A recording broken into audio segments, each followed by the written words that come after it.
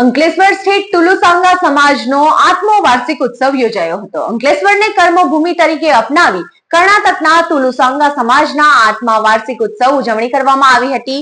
સંતો તેમજ ધારાસભ્ય ઈશ્વરસિંહ પટેલની ઉપસ્થિતિમાં સમાજનો રંગારંગ કાર્યક્રમ યોજાયો હતો. સામાજિક પરંપરા સાથે યોજાયેલા આ કાર્યક્રમમાં સમાજના લોકોએ ઉત્સાહભેર ભાગ લીધો હતો. અંકલેશ્વર ખાતે વસતા કર્ણાટકના તુલુસાંગા સમાજ વર્ષોથી અહીં જન્મભૂમિ છોડીને કર્મભૂમિ તરીકે વસવાટ કરી રહ્યા છે અને અંકલેશ્વરમાં હોટલ સહિત અનેક વ્યવસાય સાથે સંકળાયેલા છે, જેઓ દ્વારા સમાજને સંગઠિત કરવાના ઉદ્દેશ્ય સાથે 8 વર્ષ પૂર્વે સમાજના સંગઠનની રચના કરવામાં આવી હતી.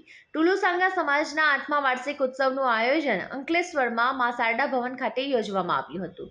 અંકલેશ્વરના ધારાસભ્ય ઈશ્વરસિંહ પટેલ તેમજ સંતોએ હાજરી આપી હતી. તેમનું સ્વાગત સામાજિક પરંપરા અનુસાર આરતી ઉતારી તેમજ શાલ ઓઢાડીને કરવામાં આવ્યું હતું.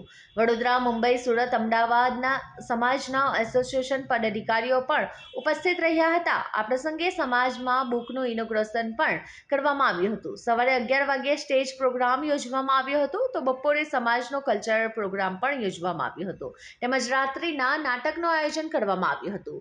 એક દિવસીય કાર્યક્રમને સફળ બનાવવા